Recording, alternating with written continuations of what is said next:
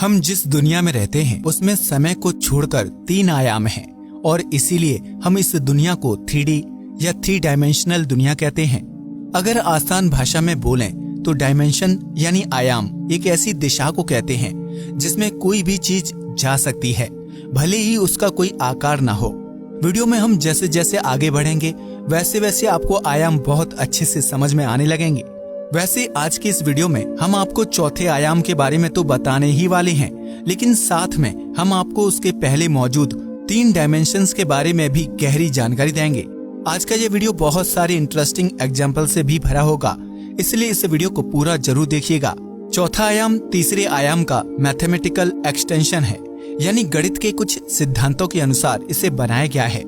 हमारी रोजमर्रा की जिंदगी में 3 आयाम ही हमें देखने को मिलते हैं और इसीलिए चौथे आयाम को समझना हमारे लिए काफी ज्यादा कठिन हो जाता है। 4th डायमेंशन को फिजिक्स में शामिल करने का आइडिया सबसे पहले 1754 में पब्लिश हुई एक पत्रिका में दिया गया था, जिसे जीन ले रॉन्ड ने लिखा था। उस पत्रिका का नाम ही था डायमेंशन। इसके ठीक 100 साल बाद 1854 में बर्नार्ड रेमन नाम के एक शख्स ने इसी चौथे आयाम को बहुत गहराई में समझाया और तब से ही यह टॉपिक लोगों की नजर में आने लगा। 4th डायमेंशन के ऊपर उस समय का सबसे अच्छा पेपर 1880 में चार्ल्स हिंटन द्वारा लिखा गया था। उन्होंने इसे एक ऐसे के रूप में लिखा था और उसका टाइटल दिया था what is the 4th dimension.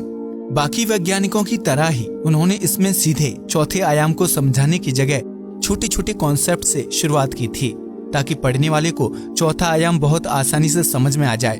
उन्होंने सबसे पहले 1D, 2D और 3D को बहुत अच्छे से समझाया था और उसके बाद कुछ क्यूब्स की ड्राइंग की मदद से 4D को भी एक्सप्लेन किया था।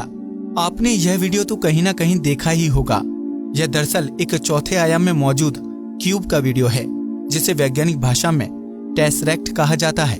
चार्ल्स हिंटन भी इसी चीज को एक कागज पर समझाना चाहते थे और उन्होंने इसे बखूबी समझाया भी था।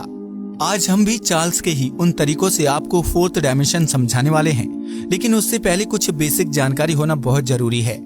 आयाम दरअसल एक दिशा को कहते हैं जिसमें कोई भी चीज बढ़ सकती है। जैसे हमारी दुनिया में 3 आयाम हैं, इसलिए हम लंबाई, चौड़ाई और ऊंचाई या गहराई में बढ़ सकते हैं। जिन डायमेंशंस में हम फिजिकली मूव कर सकते हैं उन्हें फिजिकल डायमेंशंस कहा जाता है, जैसे लंबाई, चौड़ाई और ऊंचाई या गहराई। यह सब फिजिकल डायमेंशंस हैं क्योंकि इसमें हमारा शरीर या इस दुनिया में मौजूद कोई भी चीज बढ़ सकती है।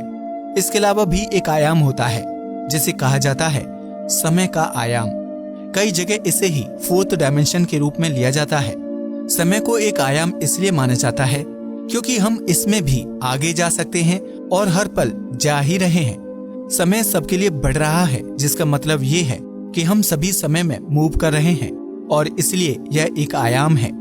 अब हम आपको शुरुआत से आयामों के कॉन्सेप्ट को समझाएंगे। सबसे पहले आती है 0th डायमेंशन। जैसा कि इसके नाम से ही पता चलता है कि इसमें कोई भी चीज कहीं भी मूव नहीं कर सकती है और सिर्फ एक बिंदु के रूप में ही रह सकती है, क्योंकि हमने 2D और 3D दुनिया को ज्यादा अच्छे से देखा और समझा है।